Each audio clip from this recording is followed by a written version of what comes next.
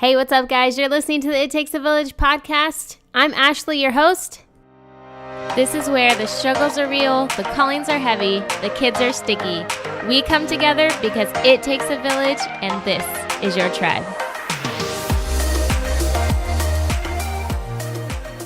Hey, what's up, guys? Happy Wednesday. Tomorrow I'm turning 30, and so I wanted to share with you guys the typical blog post for everybody who turns 30. I'm pretty sure everybody does this if they have a blog and they're turning 30, is they write a post about 30 things that they've learned before 30. Well, guess what? The cheesiness has not been lost on me, and you guys get to hear 30 things that I've learned before 30. So I'll admit that 30 is really scary to me. I have not really looked forward to it. I've felt indifferent about it, like not really excited about it, not really overly stressed about it, just that I don't want to talk about it. And it's literally the age that everyone tells me that I'll love the most. But in 30 years, so much has gone down. I feel like my life experience is way beyond 30 as a result of growing up too fast and having to deal with things that most people haven't had to deal with in a lifetime. And my heart is still 29. Like, I feel like 29 is my heart's age, and that's where it will forever stay. But to be honest, the only reason I've been looking forward to 30 is for the throwdown. But obviously not actually turning 30. Just having a huge bash with a DJ and margaritas, those big number balloons. Like, this is what I was envisioning, is like a big party. I had to have the number balloons that said, 30, and all the people. I was planning what I felt was necessary to prove that my life was valid, important, and celebrated. And I saw friends having, friendcations, huge bashes, intricately themed parties, and surprises for their 30th. And obviously, it's on Instagram, right, or social media. But when I'm digging deep, that's just not where I am. And that's when I have to remind myself not to compare myself to strangers on the internet, even if I'm just now finding and building my tribe. Life is pretty sweet, even without the girls' trip to Cabo. And I shouldn't force myself to be this ideal thing or to compare myself to this, stranger on social media for an Instapic or out of jealousy. So not that you're interested or anything, but here's my insight on 30 things I've learned before 30. The first one was you're never too married to stop building your marriage. I don't know why some people who are married just feel like once you get married, the work is done. Like, you go to premarital counseling and, they want you to do all these things. You ask each other all these questions to make sure that you're good for each other. And then once you get married, you stop. What we have learned through many, many trials is that anything that helps us grow as spouses, like as a wife and as a husband separately, and also anything that helps us grow as a couple together, has only enhanced and strengthened and made our marriage stronger. And then when we decide to put that on the back burner, is when we really regret it and when we really feel those valleys. Number 2 is without God at the center, my foundation isn't as sturdy. I don't know about you. You may have different beliefs, the universe or your faith or your spiritual beliefs. You need some sort of foundation. Otherwise, it's kind of like you're trying to stand up on an air mattress in the middle of the lake and you have absolutely no sense of balance. Shout out to my Parent Trap movie watchers. That's where I just got that visual from. Number 3, parenting is a life of many seasons, and each season is different. And if it feels like it's lasting forever, just think that even though this one is really dragging you down, in a couple months, things will be different and you'll have a new season and then a new season and a new season. It's always evolving. And even though you're sleep deprived, you're dealing with attitude or eye rolling, like that will pass. And of course, you'll move on to a harder season. Number 4 is you output what you input. It's so cheesy, and I used to hear everybody say, like, what you consume is what you will project, but it is so true. The movies you watch, the music you listen to, the books you read, the people you hang out with, you start to mimic what you surround yourself with. And it's just natural, and we do it subconsciously. And before we know it, we've turned into other people. We're like, wait a minute, this isn't even me, this is somebody else. So be careful what you input, because if it's ugly, what you output is going to be uglier. Number 5 is taking care of your body isn't a strict pie chart, but a loose balance of healthy choices, what feels good, and listening to your body. Y'all, I've learned this the hard way. I do not believe in diets. I don't think it's healthy. I think that you have to educate yourself on how to take care of your body well, listen to your body. So after you eat the pizza, really pay attention to that bloating and don't just shrug it off as being super full and then go tomorrow and do the same thing because you think that that's normal. Because your body is probably telling you, hey, wake up, like I really don't like this. And in 20 years, you're going to wish you had listened, because I wish I had listened. I have an autoimmune disease now and my body tells me all the things. So trust me on this one. Number 6, motherhood will give you all the feels, but you're never the only one. As you guys know from listening to this podcast, we go through so much internally, externally, through trials with our children, emergencies, illnesses, all these things we go through as moms. But I guarantee if you're feeling it, there's no way that there's not another mom that's experienced or experiencing the same exact thing that you are, and they can relate and they'd understand and they don't judge you a minute for it. Number 7, I wish I had learned this one a long, long time ago, and it doesn't really apply to me now, but it does. I wish if you're, as you can tell, I'm pretty speechless about this one because I feel like I need to get up in front of every teenage girl and preach this to her until her ears bleed.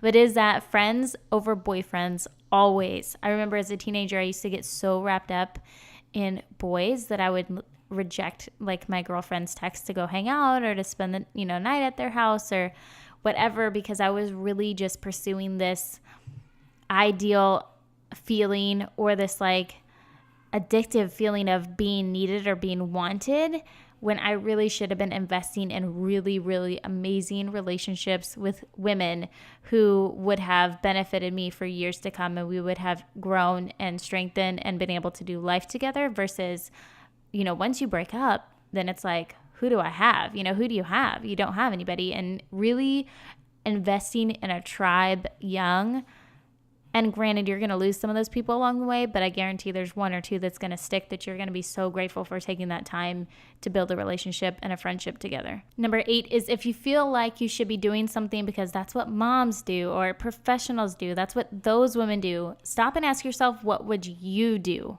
Life isn't about putting yourself into a category and then following the same path as everybody else. It's about creating your own path and doing it the way that's best for you. Number 9 is don't sweat the small stuff. If you have kids, I think that this is one of the biggest things that you have to teach yourself is to not sweat the small stuff. You're going to get poop on your shirt in the middle of the grocery store. You're not going to be done shopping. You're going to have half of it in your cart already to where you can't ditch it and leave without having to waste the past hour of you holding your baby and trying to push the cart and get stuff done. You're in so deep that you just have to choose your battles, just like you do as a parent with your kiddos. You got to really see, like, what is it really worth me getting upset over, mad over, angry over, having anxiety over, stressing out about? Because usually we put too many of these little things on, the radar of extreme panic, and it's for nothing. So don't sweat the small stuff, because in the big scheme of things, they really are just that small. Okay, so number 10 out of the 30 things that I've learned before 30 is if it's not on the schedule, it won't happen. And that goes for hanging out with friends, taking care of myself, going shopping. If I don't communicate with my husband or put it on the calendar, it will not happen, because we have a habit of pushing everything else in front before our things. And so you have to put it down there, whether or not, because I know that we get to it and we're like, nah, never mind. I don't want to get dressed. And you need it. You need it. So put it on the calendar. Number 11 is your past made you who you are, but it doesn't control who you continue to become. You guys have had a crazy past, and some of you guys have had insight into that. And it's been hard. And I have no idea how I got to where I got to, but just know that it doesn't define you. And I think that once I let go of this idea of this is who I'm supposed to be because of my socioeconomic background or my, family's background or my financial background, any, fill in the blank, all these things, all these experiences, I was a statistic. And you don't have to be, because you can choose how you're going to change that trajectory moving forward in your past and all these things. You have the possibility to change it, and don't let anybody or anything tell you otherwise. It's up to you and only you. 12 is really think about what your priorities are and execute your life accordingly. I think if you were to sit down and write down what is most important to me, is it family? Is it my faith? Is it relationships or building relationships? Is it getting a house? Is it saving for this? Is it for the ability to travel more? If you were to write down a list of the things that you want to prioritize in life, visually see it, then you can have a clear idea of, okay, this is what I'm supposed to be doing. These are how many hours I'm supposed to be working. This is how I'm going to spend my time. I'm going to be less on my phone because this is my goal. This is what I want my life to look like. I'm going to spend less money on a big house with all the things, and I'm going to spend more money on air flights. And is that even a word? Air flights? On airplane flights, on travel. I'm going to spend more money on memories. I'm going to spend more money on getting my family out here. I'm going to spend more money on, maybe it is getting the corner office. So I'm going to spend more time in the office now because in 5 years, I want that corner office. You know, if you really were to list out your priorities, I think that you would be super surprised at how your life that you're living right now is in no way going to get you to where you want your life to be or what you want to be doing. Like maybe it's that you really want to be the soccer mom and you want to have a house full of kids with all the snacks and you want to be the house that all these kids come to, but you're not prioritizing that. You know what I mean? So whatever it is, write it down, put like 5 to 10 things. I want you guys to do that for real. 5 to 10 things. And then think about what it is that you're doing right now and if what you're doing is really exempling what your heart really desires. Because maybe it is friendships, but you're never like texting anybody to get together. You're never making play dates a priority. So that would be awesome exercise for you guys to do today. Number 13 for me is never get too serious that you forget how to be silly. I do not care if you feel like you cannot dance in the road, that you can't sing at the grocery store, that you can't, blah, blah, blah. You need to be able to have fun. I think that having fun brings us so much joy. It keeps us young. That's proven, you guys. You can Google that. There's so many benefits and our kids enjoy it. We're better people for it. We're less stressed for it. I mean, it's kind of just one of those things that you just gotta let go. Now we're getting all Texas up in here. No. So number 14 is date nights or bust.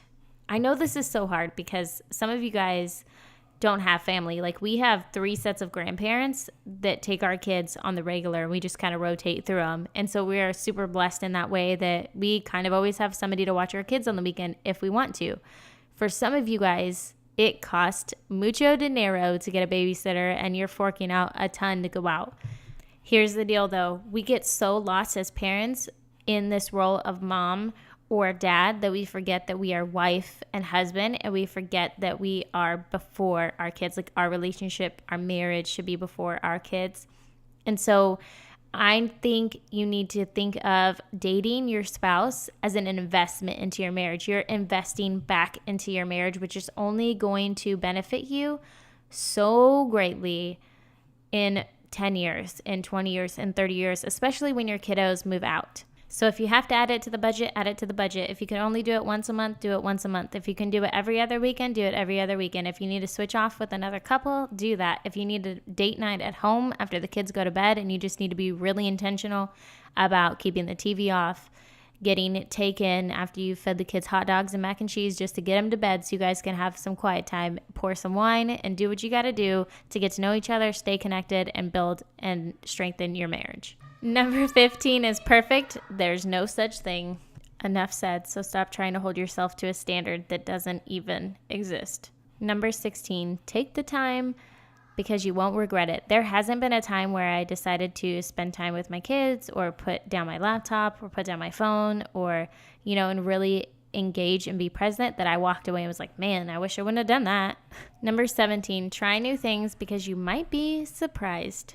Go for it. Go for the salsa dancing lesson you've always wanted to.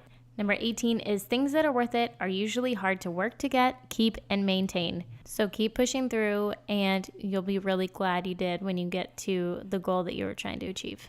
Be flexible, because some of the greatest things happen when you are spontaneous with yourself, your friends, your kids, your family, your husband. And don't be so strict on sticking to the schedule that you miss out on a really good opportunity. Number 20, save your money. If I could go back in time, I would have told myself to forget about being trendy, to forget about trying to keep up with the Joneses or the Kardashians, or I don't even know who it was in the 90s I was trying to keep up with, but I was trying to keep up with somebody, and it didn't benefit me at all, because I would have never guessed that at 30 years old, I'd be helping financially take care of my mother, and that we'd be sending our kids to private school.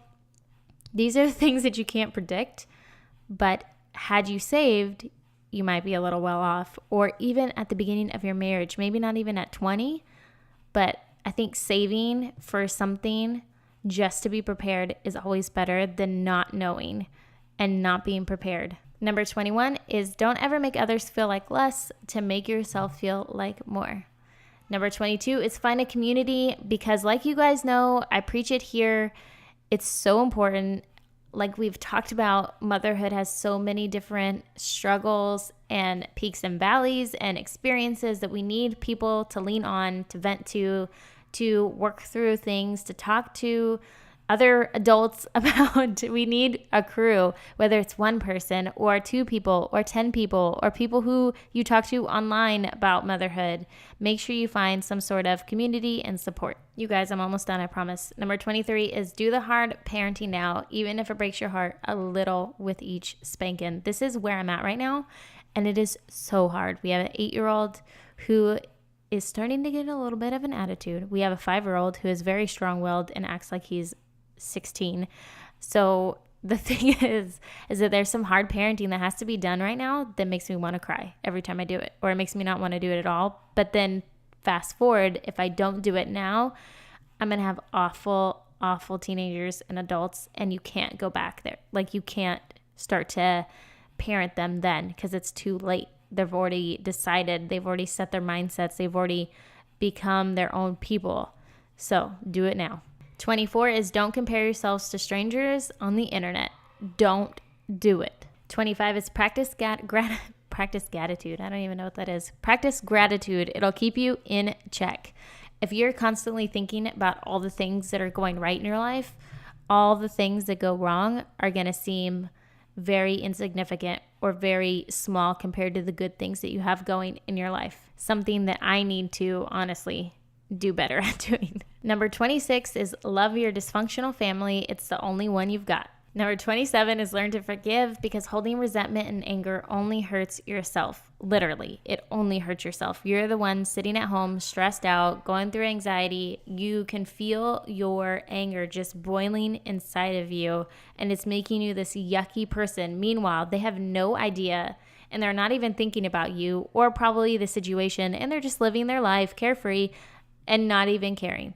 So why give yourself or give them that benefit of you being angry and you holding that resentment when you could be enjoying your life, letting things go, if you just forgave a little bit easier? And that doesn't even mean forgiving the person, really. It's just to be able to move on. Number 28 is you can't change how other people act, but you can control how you respond and how you let other people affect you. This is something I'm teaching my kids about right now. When other kids tease them, and then when they respond angrily or get irritated, how it just fuels the fire. This is the same thing for us as adults. Like, it never changes. We can't control how people act, but we can totally control how we respond and shut those people down. Like Selena Gomez said, kill them with kindness. Number 29 is don't rely on other people, things, or reaching goals for fulfillment and happiness. People are sinners. They're imperfect people. Things go away. They break. They tarnish.